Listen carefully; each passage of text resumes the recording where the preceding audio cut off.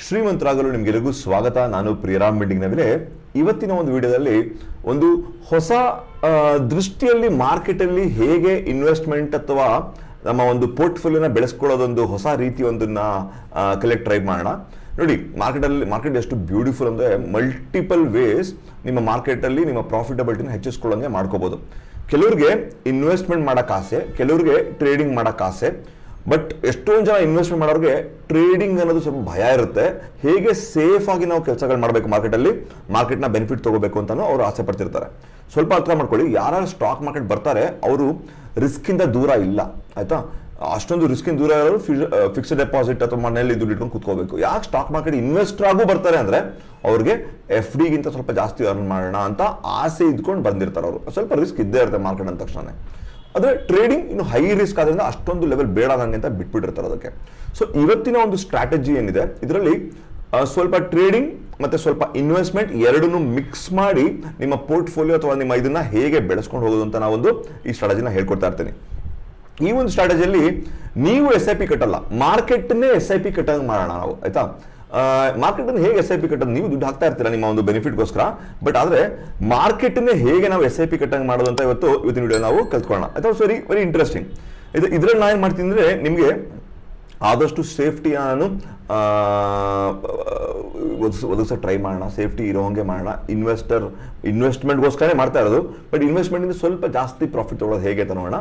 Again ನಾನು repeat ಮಾಡ್ತಾ ಇದ್ದೀನಿ, ಯಾವತ್ತು ಮಾರ್ಕೆಟಲ್ಲಿ ಬರ್ತೀರಾ ರಿವಾರ್ಡ್ ಹೆಚ್ಚಾದಷ್ಟು ನಿಮಗೆ ರಿಸ್ಕ್ ಇದ್ದೇ ಇರುತ್ತದೆ. ಈ ಒಂದು ಸ್ಟ್ರಾಟಜಿಲಿ ರಿಸ್ಕ್ ನಾನು ಅವೇರ್ಸ್ ಅಂದರೆ ರಿಸ್ಕ್ ಸ್ವಲ್ಪ ಕಮ್ಮಿ ಮಾಡೋಕ್ಕೆ ಟ್ರೈ ಮಾಡ್ತಾ ಇರ್ತೀವಿ. ಆದರೆ ರಿಸ್ಕ್ ಅಂತೂ ಇದ್ದೇ ಇರುತ್ತೆ. ಸ್ಟಾಕ್ ಮಾರ್ಕೆಟ್ ಅಂದರೆ ರಿಸ್ಕ್ ಇದ್ದೇ ಇರುತ್ತೆ. ದಯವಿಟ್ಟು ನನ್ನ ಒಂದು ವಿಡಿಯೋ ನೋಡಿಕೊಂಡು ರೆಕಮೆಂಡೇಶನ್ ತೊಗೊಂಡು ನೀವು ಈ ಕೆಲಸಗಳನ್ನ ಮಾಡೋಕ್ಕೆ ಹೋಗಬೇಡಿ. ಇದನ್ನು ನೀವು ಒಂದು ನಾಲೆಡ್ಜ್ ಪರ್ಪಸ್ಗೋಸ್ಕರ ಈ ಥರನೂ ಮಾಡ್ಬೋದು ಅಂತ ನಿಮ್ಗೆ ಗೊತ್ತಿರೋದ್ರೆ ಸಾಕು ನನಗೆ. ಅಗೇನ್ ನಾನು ಇಲ್ಲಿ ಕೆಲವು ಸ್ಟಾಕ್ಗಳ ಹೆಸರು ತೊಗೊಳ್ತಾ ಇರ್ತೀನಿ. ಆ ಸ್ಟಾಕ್ಗಳ ಹೆಸರು ರೆಕಮೆಂಡೇಶನ್ಗೋಸ್ಕರ ಅಲ್ಲ, ವೆರಿ ವೆರಿ ಕ್ಲಿಯರ್ ಆಗಿ ನಾನು ಎಕ್ಸಾಂಪಲ್ಗೋಸ್ಕರ ಎಕ್ಸ್ಪ್ಲೈನ್ ಮಾಡೋಕ್ಕೋಸ್ಕರ ಸ್ಟಾಕ್ ಹೆಸರುಗಳನ್ನ ತೊಗೊತಾ ಇರ್ತೀನಿ. ಸೊ ನೀವೇನೇ ಒಂದು ನಿರ್ಧಾರ ತೊಗೊಂಡ್ರು ದಯವಿಟ್ಟು ನಿಮ್ಮ ಡಿಸಿಷನ್ ಆಗಿರಬೇಕದು, ನೀವು ಇನ್ವೆಸ್ಟ್ಮೆಂಟ್ ಆಗಲಿ ಟ್ರೇಡಿಂಗ್ ಮಾಡೋದಾಗಲಿ. ಓಕೆನಾ? ಇಷ್ಟು ಹೇಳಿ ನಾನು ಇವತ್ತಿನ ಒಂದು ವೆರಿ ಇಂಟ್ರೆಸ್ಟಿಂಗ್ ಒಂದು ಬ್ಯೂಟಿಫುಲ್ ಸ್ಟ್ರಾಟಜಿಗೆ ಹೋಗೋಣ. ಈ ಕೆಲಸ ನಾನು ಮಾಡ್ತಾ ಇದ್ದೆ ಒಂದು ಕಾಲದಲ್ಲಿ, ಬಟ್ ಈಗ ನಾನು ಸ್ವಲ್ಪ ಬೇರೆ ಕಡೆ ನಾನು ಟ್ರೇಡಿಂಗ್ ಮಾಡೋದ್ರಿಂದ ಈ ಸ್ಟ್ರಾಟಜಿ ನಾನು ಅಷ್ಟೊಂದು ಉಪಯೋಗಿಸ್ತಾ ಇಲ್ಲ. ಬಟ್ ಈ ಸ್ಟ್ರಾಟಜಿನೂ ಮಾಡಬಹುದು. ಓಕೆನಾ? ಇದೇನು ಸ್ಟ್ರಾಟಜಿ ನೋಡೋಣ ಬನ್ನಿ. ಈಗ ಇದೆಲ್ಲ ಫುಲ್ ಎಕ್ಸಾಂಪಲ್ನೇ, ಆಯ್ತಾ? ಈ ಸ್ಟಾಕ್ಗಳು ಇದೇ ಆಗಿರಬೇಕು ಅಂತ ಏನು ರೂಲ್ಸ್ ಇಲ್ಲ. ಇದೆಲ್ಲ ಫುಲ್ ಎಕ್ಸಾಂಪಲ್ ತಗೋತಾ ಇರೋದು ನಾನು. ಫಾರ್ ಎಕ್ಸಾಂಪಲ್, ನಿಮಗೆ ಈ ಒಂದು 10 ನಿಫ್ಟಿ 50 ಟಾಪ್ 10 ಸ್ಟಾಕ್ಸ್ ಅನ್ಕೊಳ್ಳೋದು. ಅಕಾರ್ಡಿಂಗ್ ಟು ಮಾರ್ಕೆಟ್ ಕ್ಯಾಪ್ ಪ್ರಕಾರ ನಿಫ್ಟಿ 50 ಟಾಪ್ 10 ಸ್ಟಾಕ್ಗಳಿದು. ಸೊ ಈ ಟಾಪ್ 10 ಸ್ಟಾಕ್ಗಳಲ್ಲಿ ನಿಮ್ಮ ಪೋರ್ಟ್ಫೋಲಿಯೋ ಅಂದ್ರೆ ನೀವು ಹೂಡಿಕೆ ಮಾಡಬೇಕು ಅಂತ ಅನ್ಕೊಂಡಿರ್ತಾರೆ. ಟಾಪ್ 10 ಅಂದ್ರೆ ನಮ್ಮ ದೇಶದ ಇಂಡಿಯಾವಿನ ಟಾಪ್ 10 ಸ್ಟಾಕ್ಗಳಿದು. ಈ ಟಾಪ್ 10 ಸ್ಟಾಕ್ಗಳಲ್ಲಿ ನೀವು SIP ಮಾಡಬೇಕು ಅಂತ ಅನ್ಕೊಂಡಿರ್ತೀರ ಅನ್ಕೊಳ್ಳೋಣ. ಏನ್ ಅನ್ಕೊಂಡಿರ್ತೀರ SIP ಅಂದ್ರೆ, ಈ ಟೈಪ್ ಸ್ಟಾಕ್ಲಿ ಪ್ರತಿ ತಿಂಗಳು 10,000 ರೂಪಾಯಿ ಹಾಕ್ತೀನಿ ಅಂತ ಅನ್ಕೊಂಡಿರ್ತೀರ. 10,000 ರೂಪಾಯಿ ಹೆಂಗ್ ಹಾಕ್ತೀರಾ? ನಿಮ್ಮ ರುಪಿ ಕಾಸ್ಟ್ ಆವರೇಜಿಂಗ್ ಮೆಥಡ್, ನಾನು ಲಾಂಗ್ ಟರ್ಮ್ ಸ್ಟ್ರಾಟಜಿ ಹೇಳ್ಕೊಟ್ಟಿದ್ದೀನಿ. ಆ ಮೆಥಡ್ ಅಲ್ಲ, ಯಾವುದೋ ಮೆಥಡ್ ನಿಮ್ಗೆ ಇಷ್ಟ ಆದ ಮೆಥಡ್ ಅಲ್ಲಿ ನೀವು ಈ ಒಂದು ಟಾಪ್ 10 ಸ್ಟಾಕ್ ಅಲ್ಲಿ ನಿಮ್ಮ 10,000 ರೂಪಾಯಿ SIP ನ ಪ್ರತಿ ತಿಂಗಳು ಹಾಕಬೇಕು ಅಂತ ಅನ್ಕೊಂಡಿರ್ತೀರ. ಸೊ ಇದರಲ್ಲಿ ಅಡ್ವಾಂಟೇಜ್ ಡಿಸ್ಅಡ್ವಾಂಟೇಜ್ ಏನು? ಅಡ್ವಾಂಟೇಜ್ ಏನು? ನೀವು ಟಾಪ್ 10 ಹಾಕ್ತಾ ಇರ್ತೀರಾ, ಈ ಕಂಪನಿಗಳು ಯಾವಾಗ ಗ್ರೋ ಆಗುತ್ತೋ ಅವಾಗ ನಿಮ್ಮ ಪೋರ್ಟ್ಫೋಲಿಯೋ ಬೆಳ್ಕೊಂಡು ಹೋಗುತ್ತೆ. ಅದು ಬರೀ ಕ್ಯಾಪಿಟಲ್ ಗೇನ್ ಮಾತ್ರ. ಯಾವ ಕ್ಯಾಪಿಟಲ್ ಗೇನ್ ಬರುತ್ತೆ ನಿಮಗೆ ಇಲ್ಲಿ? ಪ್ರಾಬಬ್ಲಿ ಒಂದು ಫಾರ್ ಎಕ್ಸಾಂಪಲ್ 50,000 ರೂಪಾಯಿ ಹಾಕಿದ್ರೆ, ನೀವು ಅಕಸ್ಮಾತ್ ದುಡ್ಡು ಇನ್ವೆಸ್ಟ್ ಮಾಡಿದ್ರೆ, ಇದು ನಿಮ್ಮ ಪ್ರಾಫಿಟ್ ಸೇರಿಗೆ ಅಕಸ್ಮಾತ್ 75,000 ಅಂತ ತೋರಿಸ್ತಾ ಇದ್ರೆ, ಈ 25,000 ಎಕ್ಸ್ಟ್ರಾ ಪ್ರಾಫಿಟ್ ನಿಮ್ ಕೈಯಲ್ಲಿ ಇರಲ್ಲ, ಅದು ತೋರಿಸ್ತಾ ಇರುತ್ತೆ. ನೀವು ಈ ಸ್ಟಾಕ್ಗಳನ್ನ ಮಾರಿದ್ರೆ ಆ 25,000 ರೂಪಾಯಿ ದುಡ್ಡು ನಿಮಗೆ ಬರೋದು. ಕರೆಕ್ಟಾ? ಕ್ಯಾಪಿಟಲ್ ಗೇನಿಗೆ ಮಾತ್ರ ನೀವು ಮಾಡ್ತಾ ಇರ್ತೀರಾ, ಅಥವಾ ಕೆಲವು ಡಿವಿಡೆಂಡ್ಸ್ಗೋಸ್ಕರ ನೀವು ಮಾಡ್ತಾ ಇರ್ತೀರಾ. ಡಿಸ್ಅಡ್ವಾಂಟೇಜ್ ಈ ಒಂದು ಸ್ಟ್ರಾಟಜಿಯಲ್ಲಿ ಇದು ಗ್ರೋ ಆಗ್ತಾ ಇರ್ತದೆ over the period of year. ಒಳ್ಳೊಳ್ಳೆ ಕಂಪನಿ ಅದರಿಂದ ಇದು over a period of time ಇದು ನಿಮ್ಮ ಪೋರ್ಟ್ಫೋಲಿಯೋ ಬೆಳೀತಾ ಹೋಗೋದು. ಅಕಸ್ಮಾತ್ ನಿಮ್ಮ ಪೋರ್ಟ್ಫೋಲಿಯೋ SIP ಮಾಡ್ತಾ ಇದ್ರೆ ನಿಮಗೆ ಓವರ್ ಆಲ್ ಒಂದು CAGR ಎವ್ರಿ ಇಯರ್ ಬಂದ್ಕೊಂಡು ಒಂದು 10% 12% ಎಷ್ಟೋ ಬರ್ತಾ ಹೋಗ್ಬೋದು. ಹೋಗದೇ ಇರ್ಬೋದು. ಏನ್ ಮಾಡ್ಬೋದು? ಹೋಗದೇ ಇರ್ಬೋದು ಅಂದ್ರೆ ಅರ್ಥ, ಈ ಸ್ಟಾಕ್ಗಳು ನಿಮ್ಮ ಪೋರ್ಟ್ಫೋಲಿಯೋ ಕೆಳಗೂ ಬೀಳಬಹುದು ಅಲ್ವಾ? ಅಗೇನ್ ಹೇಳಿದ್ರೆ ಕ್ಯಾಪಿಟಲ್ ಗೇನ್ ನಿಮ್ಗೆ ಇಷ್ಟ, ನೀವು ಇದರಲ್ಲಿ ಪ್ರಾಫಿಟ್ ಬುಕ್ ಮಾಡ್ಕೋತಿರೋ, ಪ್ರಾಫಿಟ್ ಬುಕ್ ಮಾಡ್ಕೊಳ್ಳಲ್ವೋ ಅದು ನಿಮ್ಗೆ ಬಿಟ್ಟಿದ್ದು. ಲಾಸ್ ಬುಕ್ ಮಾಡ್ಕೋತಿರೋ ನಿಮ್ಗೆ ಬಿಟ್ಟಿದ್ದು. ಬಟ್ ಇನ್ವೆಸ್ಟ್ಮೆಂಟ್ ಅಂದ ತಕ್ಷಣ ನೀವು ಲಾಸ್ ಬುಕ್ ಮಾಡ್ಕೊಳ್ಳಲ್ಲ. ಯಾಕೆ ಲಾಸ್ ಬುಕ್ ಮಾಡ್ಕೊಳ್ಳಲ್ಲ? ನನಗೆ ಲಾಸ್ ಆದ್ರೂ ಪರವಾಗಿಲ್ಲ, ನಾನು ಲಾಂಗ್ ಟರ್ಮಿಗೆ ನನ್ನ ವೆಲ್ತ್ ಕ್ರಿಯೇಷನ್ಗೋಸ್ಕರ ಹೂಡಿಕೆ ಮಾಡೋದು. ಟ್ರೇಡರ್ಗೂ ಇನ್ವೆಸ್ಟರ್ಗೂ ಅದೇ ಡಿಫ್ರೆನ್ಸ್. ಏನು ಇನ್ವೆಸ್ಟರ್ ಕೆಲಸ, ನಾನು ಈ ರಿಲಯನ್ಸ್ ಸ್ಟಾಕ್ ಕೆಳಗಾಗಲಿ ಮೇಲಾದ್ರೂ ಹೋಗ್ಲಿ, ಯಾವ್ದಾದ್ರು ಸ್ಟಾಕ್ ಮೇಲಾಗಲಿ ಕೆಳಗೋಗ್ಲಿ, ಲಾಂಗ್ ಟರ್ಮಿಗೆ ನಾನು SIP ಮಾಡ್ತಾ ಹೋದರೆ ನನಗೆ ಒಂದು ರುಪಿ ಕಾಸ್ಟ್ ಆವರೇಜಿಂಗ್ ಬೆನಿಫಿಟ್ ಅಲ್ಲಿ ನನಗೆ ಒಂದು ಒಳ್ಳೆ ಪೋರ್ಟ್ಫೋಲಿಯೋ, ಒಳ್ಳೆ ಒಂದು ವೆಲ್ತ್ ಕ್ರಿಯೇಷನ್ ಆಗುತ್ತೆ ಅನ್ನೋಕ್ಕೋಸ್ಕರ ಮಾಡ್ತಾ ಇರ್ತೀರಾ. So you are not worried, ನಿಮ್ಗೆ ವರಿ ಇರಲ್ಲ ಸಣ್ಣ ಪುಟ್ಟ ಮಧ್ಯದಲ್ಲಿ ಲಾಸ್ ತೋರಿಸ್ತಾ ಇದ್ರೆ, ಯಾಕಂದ್ರೆ ನೀವು ಅದನ್ನ ಬುಕ್ ಮಾಡ್ಕೋತಾ ಇರಲ್ಲ ಅಲ್ವಾ. ಇನ್ವೆಸ್ಟರ್ ನೀವು ಕೆಲಸ ಮಾಡ್ತಾ ಇರ್ತೀರಾ. ಇದು ಸ್ಟ್ಯಾಂಡರ್ಡ್ ಒಂದು ಇನ್ವೆಸ್ಟ್ಮೆಂಟ್ ಮೆಥಡ್, ಅಂದ್ರೆ SIP ಮಾಡ್ತಾರೋ ಸ್ಟ್ಯಾಂಡರ್ಡ್ ಮೆಥಡ್. ನಾನು ಇವಾಗ ಈ ವಿಡಿಯೋದಲ್ಲಿ ಸ್ವಲ್ಪ ವ್ಯತ್ಯಾಸವಾಗಿ ಹೇಳ್ತೀನಿ. ಸೊ ಫಾರ್ ಎಕ್ಸಾಂಪಲ್, ನೀವು ಈ 10 ಸ್ಟಾಕ್ಗಳಲ್ಲಿ ಹೂಡಿಕೆ ಮಾಡಬೇಕು ಅಂತ ಅನ್ಕೊಂಡಿರ್ತೀರ, ಅಥವಾ ನಿಮ್ಮ ಹತ್ರ ಆಲ್ರೆಡಿ ಒಂದು ಪೋರ್ಟ್ಫೋಲಿಯೋ ಇದೆ ಅಂತಾನೆ ಅನ್ಕೊಳ್ಳೋಣ. ನಿಮ್ಮ ಹತ್ರ ಆಲ್ರೆಡಿ 10 ಸ್ಟಾಕ್ ಇರಬಾರ್ದು, ಬೇರೆ ಯಾವುದೋ ಒಂದು 5 ಸ್ಟಾಕ್ದೋ, ಬೇರೆ 10 ಸ್ಟಾಕ್ದೋ, ಬೇರೆ 20 ಸ್ಟಾಕ್, ಯಾವುದೋ ಒಂದು ಪೋರ್ಟ್ಫೋಲಿಯೋ ಆಲ್ರೆಡಿ ಇದೆ ಅನ್ಕೊಳ್ಳೋಣ. ಅಥವಾ ಹೊಸದಾಗಿ ನೀವು ಒಂದು ಪೋರ್ಟ್ಫೋಲಿಯೋ ಬಿಲ್ಡ್ ಮಾಡಬೇಕು ಅಂತ ಅನ್ಕೊಳ್ಳೋಣ. ಸೊ ಅದಕ್ಕೋಸ್ಕರ ಏನ್ ಮಾಡ್ತೀರಾ, ಒಳ್ಳೊಳ್ಳೆ ಸ್ಟಾಕ್ಗಳ ಲಿಸ್ಟ್ ನ ಹುಡುಕಿ ಬೇರೆ ಬೇರೆ ಮೆಥಡ್ ಅಲ್ಲಿ, ಬೇರೆ ಬೇರೆ ಒಂದು ಇದರಲ್ಲಿ ಯಾವ ಟಿಪ್ಸ್ಗಳು ಏನೋ ಒಂದು ಮಾಡ್ಕೊಂಡ್ಬಿಟ್ಟು ನೀವು ಒಂದು 10 ಸ್ಟಾಕ್ಗಳನ್ನ ಲಿಸ್ಟ್ ಮಾಡ್ಕೊಂಡಿರ್ತೀರಾ, ಅಥವಾ ಮಾಡ್ಕೊಳ್ಳೋಕೆ ಹೋಗ್ತಾ ಇರ್ತೀರ ಅಂತ ಅನ್ಕೊಳ್ಳೋಣ. That's fine. ಇದರಲ್ಲಿ ನೀವು ಡೈರೆಕ್ಟ್ ಆಗಿ ನೀವು SIP ಮಾಡಕ್ ಹೋಗಲ್ಲ. ನನ್ನ ಸ್ಟ್ರಾಟಜಿಯಲ್ಲಿ ನೀವೇನ್ ಮಾಡ್ತೀರಾ ಗೊತ್ತಾ, ಈಗ ಫಾರ್ ಎಕ್ಸಾಂಪಲ್ ನಿಮ್ಮ ಹತ್ರ ಶುರುನಲ್ಲಿ ಒಂದು 1 ಲಕ್ಷ ರೂಪಾಯಿ ಇತ್ತು ಅಂತ ಅನ್ಕೊಳ್ಳೋಣ. ಶುರುನಲ್ಲಿ 1 ಲಕ್ಷ ರೂಪಾಯಿ ಇತ್ತು ಅಂತ ಅನ್ಕೊಳ್ಳೋಣ. ನೀವೇನ್ ಮಾಡ್ತೀರಾ, ಒಳ್ಳೆಯ ಸ್ಟಾಕು ನಿಮ್ಮ ಪೋರ್ಟ್ಫೋಲಿಯೋಗೆ ಹೊರತುಪಡಿಸಿ, ನಿಮ್ಮ ಪೋರ್ಟ್ಫೋಲಿಯೋದಿಂದ ಹೊರಗಡೆ ಯಾವುದಾದ್ರೂ ಒಂದು 2 ರಿಂದ 3 ಸ್ಟಾಕ್ನ ಹುಡುಕಿ. ಈ ಎಕ್ಸಾಂಪಲ್ ಏನ್ ಮಾಡಿದ್ದೀನಿ, ಈ ಟಾಪ್ 10 ಸ್ಟಾಕ್ಸ್ ತಗೊಂಡಿದ್ದೀನಿ, ಜೊತೆಗೆ ಒಂದು ಹೈ ಬೀಟಾ ಇರುವಂತಹ ಒಳ್ಳೆಯ ಸ್ಟಾಕ್ ಏನೇ. ಅಗೇನ್ ರಿಪೀಟ್ ಮಾಡ್ತಾ ಇದ್ದೀನಿ, ಇದೆಲ್ಲ ಒಳ್ಳೆ Axis bank, UltraTech cement, Dixon ಎಲ್ಲ ಫಂಡಮೆಂಟಲಿ ಚೆನ್ನಾಗಿರುವಂತಹ ಕಂಪನಿಗಳು. ಆ ತರ ಕಂಪನಿಗಳ ಯಾವುದಾದರೂ ಒಂದು 3 ಸ್ಟಾಕಿನ ನಾನು ಸ್ವಿಂಗ್ ಟ್ರೇಡಿಂಗ್ ಅಲ್ಲಿ ನಿಮಗೆ ಹೇಳ್ಕೊಟ್ಟಿದ್ದೀನಿ. ನಾನು ಹೇಗೆ ಸ್ವಿಂಗ್ ಟ್ರೇಡಿಂಗ್ ವರ್ಕ್ಶಾಪ್ ಏನ ಮಾಡಿದ್ದೆ ನಿಮಗೋಸ್ಕರ, ಅದ್ರಲ್ಲಿ ನಾನು ಹೇಗೆ ಸ್ಟಾಕ್ ಸೆಲೆಕ್ಷನ್ ಮಾಡೋಂತೆಲ್ಲ ಹೇಳ್ಕೊಟ್ಟಿದ್ದೀನಿ ನಿಮಗೆ. ಸೊ ಆ ತರ ಒಂದು ಮೆಥಡ್, ಅಥವಾ ನಿಮಗೆ ಗೊತ್ತಿರೋ ಮೆಥಡ್ ಅಲ್ಲೋ ಯಾವುದೋ ಒಂದು ಮೆಥಡ್ ಅಲ್ಲಿ ಒಳ್ಳೆಯ, ಅಗೇನ್ ನಾನು ರಿಪೀಟ್ ಮಾಡ್ತಾ ಇದ್ದೀನಿ, ಗುಡ್ ಸ್ಟಾಕ್ನೇ ನಿಮ್ಮ ಪೋರ್ಟ್ಫೋಲಿಯೋ ಅಲ್ಲಿ ಲಾಂಗ್ ಟರ್ಮ್ ಮಾಡೋದು ಗುಡ್ ಸ್ಟಾಕ್ನೇ.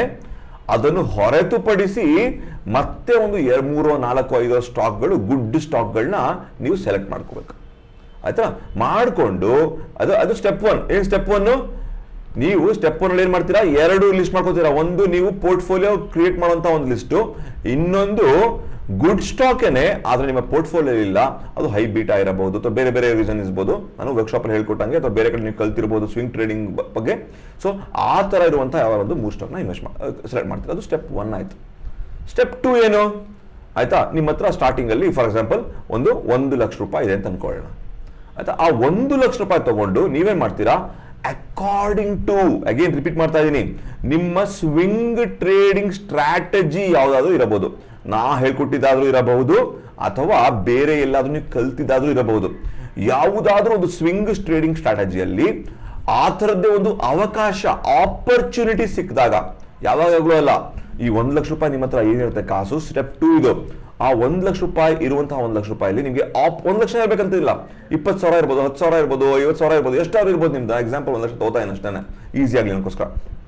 ಆಪರ್ಚುನಿಟಿ ಅಂದ್ರೆ ಅವಕಾಶ, ಯಾವಾಗ ನನಗೆ ಸ್ವಿಂಗ್ ಟ್ರೇಡಿಂಗ್ ಆಪರ್ಚುನಿಟಿ ಈ 3 ಸ್ಟಾಕ್ ನಲ್ಲಿ ಸಿಗುತ್ತದೋ, ಅವಕಾಶ ನನಗೆ ಯಾವಾಗ ಈ 3 ಸ್ಟಾಕ್ ನಲ್ಲಿ ಸಿಗುತ್ತದೋ, ಆವಾಗ ನನ್ನ ಈ 1 ಲಕ್ಷ ರೂಪಾಯಿನ ಡಿವೈಡ್ ಮಾಡ್ತೀನಿ.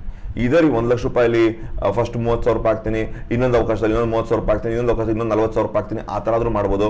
ಅಥವಾ 50,000 ಇಲ್ಲಿ ಹಾಕ್ತೀನಿ, 50,000 ಇಲ್ಲಿ ಹಾಕ್ತೀನಿ ಅಂತನ ಹಾಕೋಬಹುದು. ಯಾರು ಸರಿ, ನೀವು ಸ್ವಿಂಗ್ ಟ್ರೇಡಿಂಗ್ ಸ್ಟ್ರಾಟಜಿಯಲ್ಲಿ ನೀವು ಎಂಟರ್ ಆಗಬೇಕು. ಇದು ಸ್ಟೆಪ್ 2 ಆಯ್ತಾ. ಬಟ್ ಈಗ ಎಂಟರ್ ಆದ್ಮೇಲೆ ನಿಮ್ಗೆ 2 ವಿಷಯ ಆಗ್ಬೋದು. ಇಲ್ಲಿ ಏನಾಗ್ಬೋದು, 2 ವಿಷಯ. ಒಂದು, ನಿಮಗೆ ಪ್ರಾಫಿಟ್ ಆದ್ರೂ ಕೊಡ್ಬೋದು, ಅಥವಾ ಲಾಸ್ ಆದ್ರೂ ಮಾಡ್ಬೋದು. 2ರಲ್ಲಿ ಒಂದು ಆಯ್ತಾ. ಪ್ರಾಫಿಟ್ ಆದ್ರೂ ಮಾಡ್ಬೋದು, ಅಥವಾ ಲಾಸ್ ಆದ್ರೂ ಕೊಡ್ಬೋದು. 2ರಲ್ಲಿ ಆಗ್ಬೋದು. ಮಾರ್ಕೆಟ್ ಅಂದ್ರೆ ಏನಾದ್ರು ಮಾಡ್ಬೋದು, profit, market is the boss. ನಾವಿಲ್ಲಿ ನಾನು ಲಾಸ್ ಬುಕ್ ಮಾಡ್ಕೊಳ್ಳಲ್ಲ. ಯಾಕೆ ಲಾಸ್ ಬುಕ್ ಮಾಡ್ಕೊಳ್ಳಲ್ಲ? ನಂಗೆ ಏನಂದ್ರೆ ಈ 3 ಸ್ಟಾಕು ಡಬ್ಬಾ ಸ್ಟಾಕ್ ಅಲ್ಲ ಬಾಸ್. ಅಕಸ್ಮಾತ್ ಇದ್ರಲ್ಲಿ ಹೂಡಿಕೆ ಮಾಡಿ ನನಗೆ ಪೋರ್ಟ್ಫೋಲಿಯೋ ಲಾಸ್ ತೋರಿಸ್ತಾ ಇದ್ರೆ, ಇಲ್ಲಿ ತೋರಿಸಿ ಹೇಳಿದ್ನಲ್ಲ ನಿಮಗೆ, ವೆಲ್ತ್ ಕ್ರಿಯೇಷನ್ ಅಕಸ್ಮಾತ್ ಲಾಸ್ ತೋರಿಸ್ತಾ ಇದ್ರೆ ತಲೆ ಕೆಡಿಸ್ಕೊಳ್ಳಲ್ಲ, ಲಾಂಗ್ ಟರ್ಮ್ ಅಂತ ಹೇಳ್ತಿದ್ರಲ್ಲ, ಇದನ್ನು ಅಷ್ಟೇ. ಇದೆಲ್ಲ ಒಳ್ಳೆ ಸ್ಟಾಕ್ಗಳು, ಅದಕ್ಕೆ ಗುಡ್ ಸ್ಟಾಕ್ ಅಂತ ಹೇಳ್ತಾ ಇರೋದು. ಅಕಸ್ಮಾತ್ ನಿಮ್ಮ ಸ್ವಿಂಗ್ ಟ್ರೇಡಿಂಗ್ ಎಂಟರ್ ಆದ್ಮೇಲೆ ಆಪರ್ಚುನಿಟಿ ಸಿಕ್ಕಿದಾಗ, ಸ್ವಿಂಗ್ ಟ್ರೇಡಿಂಗ್ ಸುಮ್ಮನೆ ಎಂಟರ್ ಆಗೋದಲ್ಲ, ನಿಮ್ಗೆ ಸ್ವಿಂಗ್ ಟ್ರೇಡಿಂಗ್ ಆಪರ್ಚುನಿಟಿ ಸಿಗಬೇಕು, ಅವಕಾಶ ಸಿಗಬೇಕು, ಎಂಟ್ರಿ ಕೊಡಬೇಕು. ಎಂಟ್ರಿ ಕೊಟ್ಟಾಗ ನಿಮ್ಮ ದುಡ್ಡನ್ನ ಇನ್ವೆಸ್ಟ್ ಮಾಡ್ತೀರಾ. ಹೆಂಗೆ ಇನ್ವೆಸ್ಟ್ ಮಾಡ್ತೀರಾ? 50,000 ಅಥವಾ 20,000 ಅಥವಾ 30,000 ಅಥವಾ 1 ಲಕ್ಷ ಫುಲ್ ಹೆಂಗಾದ್ರೂ ಸರಿ ನೀವು ಹೂಡಿಕೆ ಮಾಡ್ತೀರಾ ಅಂತ ಅನ್ಕೊಳ್ಳೋಣ. ಮಾಡಿ ಲಾಸ್ ಬಂದ ತಲೆ ಕೆಡಿಸ್ಕೊಳ್ಳಲ್ಲ. ಒಳ್ಳೆ ಸ್ಟಾಕಲ್ಲಿ ದುಡ್ಡಿದೆ, ಇತ್ಕೊಳ್ಳಿ ಬಿಡು ಅಂತ ಸುಮ್ಮನೆ ಇಟ್ಬಿಡ್ತೀರಾ ನೀವು. ಒಳ್ಳೆ ಸ್ಟಾಕಲ್ಲಿ ಇರಬೇಕು, ವೆರಿ ಇಂಪಾರ್ಟೆಂಟ್. ಇದು ಏನರ್ಥ, ಇದು ನಾ ಹೂಡಿಕೆ ಮಾಡ್ದಂಗೆ ಫ್ಯೂಚರಲ್ಲಿ, ಹೂಡಿಕೆ ಮಾಡಿದಾಗ, ಇದು ಒಂದು ಸ್ಟಾಕಲ್ಲಿ ಹೂಡಿಕೆ ಮಾಡ್ದಂಗೆ ಅನ್ಕೊಂಡು ಬಿಟ್ಬಿಡೋಣ ಸುಮ್ಮನೆ ಸದ್ಯಕ್ಕೆ. ಒಳ್ಳೆ ಸ್ಟಾಕ್ ಇದು ಆಯ್ತಾ, ಬಿಟ್ಬಿಡ್ತೀನಿ. ಪ್ರತಿ ತಿಂಗಳು 10,000 ರೂಪೀಸ್ ನೀವು SIP ಮಾಡ್ಬೇಕಲ್ವ. ಈಗ 10,000 ರೂಪಾಯಿ ಇಲ್ಲಿ ಇನ್ವೆಸ್ಟ್ ಮಾಡಕ್ಕೆ ರೆಡಿ ಇರ್ತೀರಾ. 10,000 ರೂಪಾಯಿ ಅಂತ ಹೇಳಿದ್ನಲ್ಲ ಸ್ಟಾರ್ಟಿಂಗ್ ಅಲ್ಲಿ. ಆ 10,000 ರೂಪಾಯಿ ಮಾಡ್ತಿರ್ತೀರಾ ನೀವು ನಿಮ್ಮ ಇಲ್ಲಿ ಪೋರ್ಟ್ಫೋಲಿಯೋ ಬೆಳೆಸೋಕ್ಕೆ ದುಡ್ಡನ್ನ ಹಾಕ್ತಾ ಇರ್ತೀರಾ. ಸೊ ಈ ಮಂತ್ 1 ಲಕ್ಷ ಇದೆ, ಮುಂದಿನ ತಿಂಗಳು 1.1 ಲ್ಯಾಕ್ ಆಯಿತು, ಅದ್ರ ಮುಂದಿನ ತಿಂಗಳು 1.2 ಲ್ಯಾಕ್ ಆಯಿತು, ಅದ್ರ ಮುಂದಿನ ತಿಂಗಳು 1.3 ಲ್ಯಾಕ್ ಆಯಿತು. ಸೊ ನಿಮಗೆ ಲಾಸ್ ತೋರಿಸುತ್ತಿರುವ ಸ್ಟಾಕ್ಗಳಲ್ಲಿ ನೀವೇನು ಮಾಡ್ತೀರಾ, ನೀವು ರುಪಿ ಕಾಸ್ಟ್ ಆವ್ರೇಜಿಂಗ್ ಮಾಡ್ತಾ ಇರ್ತೀರಾ. ನಿಮ್ಮ ಪ್ರತಿ ತಿಂಗಳ SIP ಏನಿದೆ, ನಿಮಗೆ ಲಾಸ್ ತೋರಿಸುತ್ತಿರುವ ಸ್ಟಾಕ್ಗಳಲ್ಲಿ ನಿಮ್ಮ 10,000 ಒಂದು ಏನಿದೆ SIP ಇದೆ, ಅದರಲ್ಲಿ ಹೂಡಿಕೆ ಮಾಡ್ತಾ ಇರ್ತೀರಾ. ಬೇಸಿಕಲಿ ಇದರಲ್ಲಿ ರುಪಿ ಕಾಸ್ಟ್ ಆವ್ರೇಜಿಂಗ್ ಮಾಡ್ತಾ ಇರ್ತೀರಾ. ನೀವು ಸ್ವಿಂಗ್ ಟ್ರೇಡಿಂಗ್ ಆಪರ್ಚುನಿಟಿಗೆ ಬಂದಿದೆ, ಬಟ್ ರುಪಿ ಕಾಸ್ಟ್ ಆವ್ರೇಜಿಂಗ್ ಮಾಡ್ತಾ ಇರ್ತೀರಾ. ಇಷ್ಟೆಲ್ಲ ಮಾಡ್ತಾ ಇರ್ಬೇಕಾದ್ರೆ ಆಯ್ತಾ, ಲಾಸ್ ಇರೋದು ಒಂದ್ಸರಿ ಮಾರ್ಕೆಟ್ ಹಿಂಗೆ ಬೀಳ್ತಾ ಇರುತ್ತಾ, ಮಾರ್ಕೆಟ್ ಹಿಂಗೆ ಮಾಡ್ತಾ ಇರುತ್ತೆ. ರುಪಿ ಕಾಸ್ಟ್ ಆವ್ರೇಜಿಂಗ್ ಮಾಡ್ಬೇಕಾದ್ರೆ ಒಂದ್ಸರಿ ಮಾರ್ಕೆಟ್ ಮೇಲೆ ಹೋಗುತ್ತೆ. ಸೊ ಯಾವಾಗ ನಿಮಗೆ ಇದು 10% ಅಂಡ್ ಅಬೌವ್ 10% ಪ್ಲಸ್ ಒಂದು ಪ್ರಾಫಿಟ್ ಕೊಡುತ್ತೋ ನೀವು ಇನ್ವೆಸ್ಟ್ ಮಾಡಿರೋದ್ರಲ್ಲಿ, ಅದನ್ನ ನೀವು ಪ್ರಾಫಿಟ್ನ ಬುಕ್ ಮಾಡಿಕೊಂಡು ಬಂದಿರುವ 10% ಪ್ರಾಫಿಟ್ನಲ್ಲಿ ಈಗ ನೀವು ಈ ಒಂದು ಸ್ಟಾಕ್ಗಳಲ್ಲಿ SIP ಮಾಡ್ತೀರಾ. ಪ್ಲೀಸ್ ಅರ್ಥ ಮಾಡ್ಕೊಳ್ಳಿದ್ರೆ ಅಡ್ವಾಂಟೇಜ್ ಹೇಳ್ತಿ ಹೋಗ್ತೀನಿ ನಾನು. ಬಂದಿರುವ ಪ್ರಾಫಿಟ್ ಅಲ್ಲಿ ದುಡ್ಡು ಎಲ್ಲ ಹೋಗ್ತಾ ಇಲ್ಲ, SIP ಇನ್ವೆಸ್ಟ್ ಮಾಡ್ತಾನೆ ಇದ್ದೀರಾ, ಒಳ್ಳೆ ಸ್ಟಾಕ್ ಅಲ್ಲಿ ಇನ್ವೆಸ್ಟ್ ಮಾಡ್ತಾ ಇದ್ದೀರಾ. ನಾನು ಲಾಸ್ ಆದ್ರೆ ಹೇಳ್ತಿರೋದು, ಲಾಸ್ ಆದ್ರೆ ಪ್ರತಿ ತಿಂಗಳು ಆಗುವ 10,000 ರೂಪಾಯಿ ಯಾವ ಸ್ಟಾಕ್ ಅಲ್ಲಿ ಎಂಟ್ರಿ ಆಗಿರ್ತಾರೋ ಅಲ್ಲಿ ಲಾಸ್ ಆಗ್ತಿರುತ್ತೋ ಅಲ್ಲಿ ರುಪಿ ಕಾಸ್ಟ್ ಆವರೇಜಿಂಗ್ ಮಾಡ್ತಾ ಇರ್ತೀರಾ. ಮಾಡ್ಕೊಂಡು ಹೋಗ್ತಾ ಇರ್ತೀರಾ. ಯಾವಾಗ ನಮಗೆ 10% ಅಂಡ್ ಅಬೌವ್ ಪ್ರಾಫಿಟ್ ಬರುತ್ತೋ ಆ ಪ್ರಾಫಿಟ್ ನ ಬುಕ್ ಮಾಡಿಕೊಂಡು, ಫುಲ್ ಪ್ರಾಫಿಟ್ ನ ಬುಕ್ ಮಾಡಿಕೊಂಡು ಬಂದಿರುವ ಪ್ರಾಫಿಟ್ ಅಲ್ಲಿ ನಾನು ಈ ಒಳ್ಳೆ ಸ್ಟಾಕ್ ಅಲ್ಲಿ SIP ಮಾಡಬಹುದು. ಓಕೆ, ಲಾಸ್ ತೋರಿಸಿದ್ರೆ ಆಯ್ತಾ. ಈಗ ಬೇರೆ ತರ ನೋಡೋಣ. ಈಗ ಲಾಸ್ ತೋರಿಸಿಲ್ಲ ನನಗೆ, ಮಾರ್ಕೆಟ್ ಏನ್ ಮಾಡ್ತೀಗ ನನಗೆ ಪ್ರಾಫಿಟ್ ಕೊಟ್ಟು ಅನ್ಕೊಳ್ಳೋಣ. ಈಗ ನಾನೇನ್ ಮಾಡಿದೆ, ನಾನು ಸ್ಟಾರ್ಟಿಂಗ್ ಅಲ್ಲಿ ಸ್ಟೆಪ್ 2 ಅಲ್ಲಿ ಏನಾಯ್ತು, ಸ್ಟೆಪ್ 2 ಅಲ್ಲಿ ನಾನು 1 ಲಕ್ಷ ರೂಪಾಯಿ ತಗೊಂಡ್ಬಂದೆ. ಸ್ಟೆಪ್ 2 ಇದು 1 ಲಕ್ಷ ರೂಪಾಯಿ ತಗೊಂಡ್ಬಂದೆ. 1 ಲಕ್ಷ ರೂಪಾಯಿ ತಗೊಂಡ್ಬಂದ್ಬಿಟ್ಟು ಈಗ ನಾನು ಯಾವುದೋ ಒಂದು ಸ್ಟಾಕ್ ಅಲ್ಲಿ ಸ್ವಿಂಗ್ ಟ್ರೇಡಿಂಗ್ ಆಪರ್ಚುನಿಟಿ ಸಿಕ್ಕಿದಾಗ, ಅವಕಾಶ ಸಿಕ್ಕಿದಾಗ ನಾನು ಹೂಡಿಕೆ ಮಾಡಿದೆ ಅನ್ಕೊಳ್ಳೋಣ. ನನ್ ಪ್ರಾಫಿಟ್ ಬಂದೇ ಬಿಡ್ತು 10%. ಅದ 1 ಲಕ್ಷ ಆಗದೆ 10% ಪ್ರಾಫಿಟ್ ಬಂದೇ ಬಿಡ್ತು. ಬಂದಾಗ ಬಂದಿರೋ ಪ್ರಾಫಿಟ್ನ ಬುಕ್ ಮಾಡ್ಕೊಳ್ಳಿ, ಮತ್ತೆ ಇಲ್ಲಿ ಇನ್ವೆಸ್ಟ್ ಮಾಡಿ, ಮತ್ತೆ ಬಂದಿರೋ ಪ್ರಾಫಿಟ್ ಫುಲ್ ಅಷ್ಟು SIP ಮಾಡ್ತಾ ಇರ್ತೀರಾ. ಮತ್ತೆ ಅದೇ 1 ಲಕ್ಷ ರೂಪಾಯಿ ಇಟ್ಕೊಂಡು ಮತ್ತೆ ಆಪರ್ಚುನಿಟಿ ಹುಡುಕ್ತಾ ಇರ್ತೀರಾ. ಓಕೆ, ಮುಂದಿನ ತಿಂಗಳು ಬಂತು, 1ನೇ ತಾರೀಕು ಬಂತು, ಅವಾಗ ನಿಮ್ಮ ಪೋರ್ಟ್ಫೋಲಿಯೋ ಎಷ್ಟಾಯ್ತು, 1.1 ಲ್ಯಾಕ್ ಆಯ್ತು. 1 ಲಕ್ಷದಲ್ಲಿ 10% ಪ್ರಾಫಿಟ್ ಬಂದ್ರೆ 10,000 ರೂಪಾಯಿ ಬಂತು. ಹಂಗೆ ಒಂದು 5 ತಿಂಗಳು ನೀವು ಆಗ್ತಾ ಹೋಗ್ತೀರಾ, 10,000 ಹೋಗ್ತೀರಾ. 5 ತಿಂಗಳು ಆದ್ಮೇಲೆ ನಿಮ್ಮ ಪೋರ್ಟ್ಫೋಲಿಯೋ 1.5 ಲ್ಯಾಕ್ ರುಪೀಸ್ ಆಗಿರುತ್ತೆ.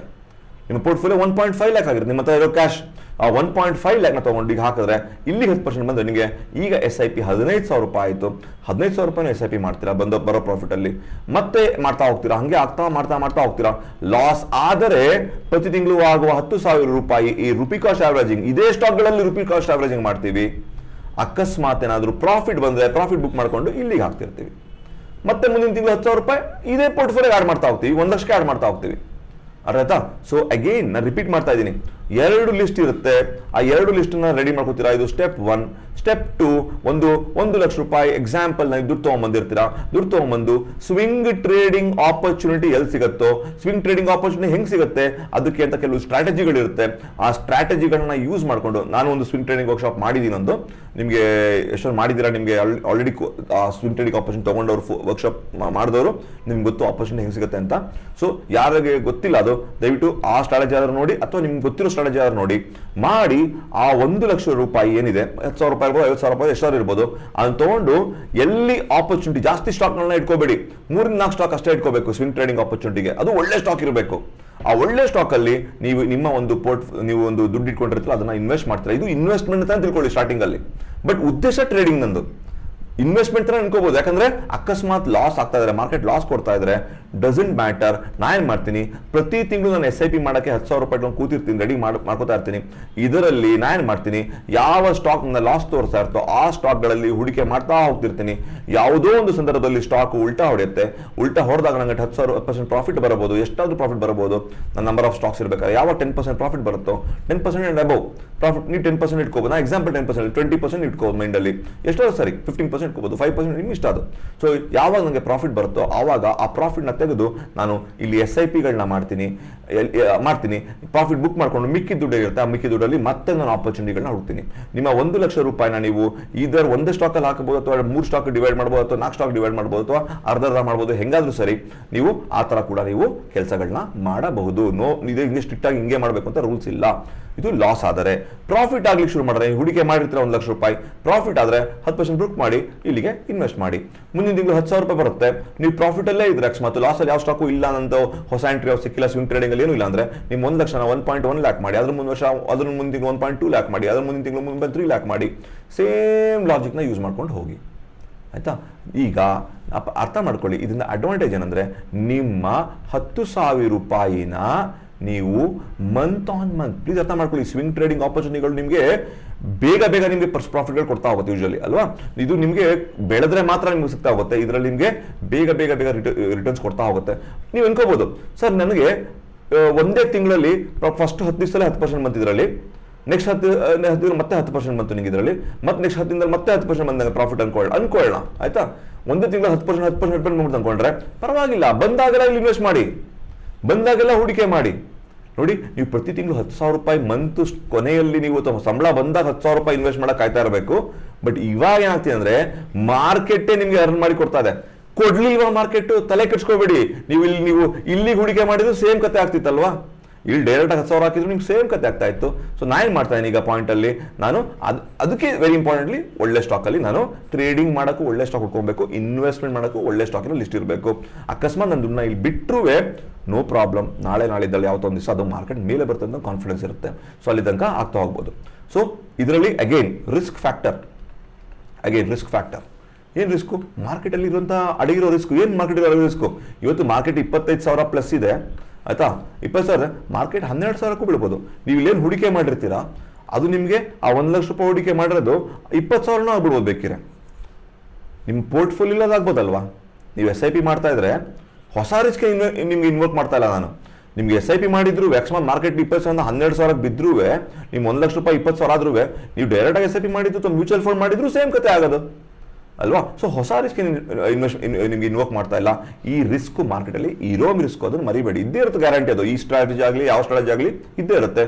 ಸೊ ನಾನು ನಿಮ್ಗೆ ಏನು ಹೇಳ್ತಾರೆ ಅಂದರೆ, ನಿಮ್ಮ ಒಂದು ಪೋರ್ಟ್ಫೋಲಿಯೋ ಹೊರತುಪಡಿಸಿ ಒಳ್ಳೆಯ ಸ್ಟಾಕಲ್ಲಿ ಈ ಥರ ಸ್ಟ್ರಾಟಜಿಗಳನ್ನ ನಾವು ಮಾಡ್ಕೊಂಡೋದ್ರೆ ನಮ್ಮ SIP ಮೊತ್ತ ನೋಡಿ. ಇನ್ನೊಂದು ಬ್ಯೂಟಿಫುಲ್ ಏನು ವಿಷಯ ಇಲ್ಲಿ, ನಾನು SIPನ ಇಲ್ಲಿಗೆ ಹಾಕಕ್ಕೆ ಬದಲು ನನ್ನ ಪೋರ್ಟ್ಫೋಲಿಯೋನ ಈ 1 lakh plus 10,000 plus 10,000 plus 10,000 almost 1 ಇಯರ್ನ 10,000 ಹಿಂಗೆ ಮಾಡ್ಕೊಂಡ್ರೆ ನನ್ನ ನೆಕ್ಸ್ಟ್ ಇಯರ್ 1 ಇಯರ್ ವೇಳೆಗೆ ನನ್ನ ಹತ್ರ 2.2 ಲ್ಯಾಕ್ ಆಗಿರುತ್ತೆ. ಕರೆಕ್ಟಾ, 2.2 ಲಕ್ಷ ಆಗಿರುತ್ತೆ. ಇದೇ 2.2 ಲಕ್ಷ ಇಲ್ಲಿ ಇನ್ವೆಸ್ಟ್ ಮಾಡ್ತಾ ಹೋದ್ರೆ ಇದರ 10% ಎಷ್ಟು, 22,000 ಬಂದ್ಬಿಡುತ್ತೆ ನನಗೆ. ಆ 22,000 ತಿಂಗಳಿಗೆ 3 ಸರಿ ಬಂದ್ಬಿಟ್ರೆ, ತಿಂಗಳಿಗೆ 4 ಸರಿ ಬಂದರೆ, ಅಥವಾ 1.5 ತಿಂಗಳಿಗೆ 1 ಸರಿ ಬಂದರೆ ಇಟ್ ಈಸ್ ಓಕೆ ಅಲ್ವಾ.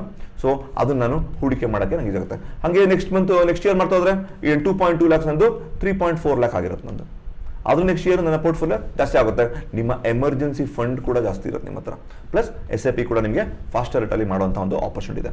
ಸೊ ಈ ಒಂದು ಸ್ಟ್ರಾಟಜಿಯಲ್ಲಿ ನಾನು ಹೊಸದಾದ ಯಾವುದು ರಿಸ್ಕ್ನ ಇಂಟ್ರೊಡ್ಯೂಸ್ ಮಾಡ್ತಾ ಇಲ್ಲ.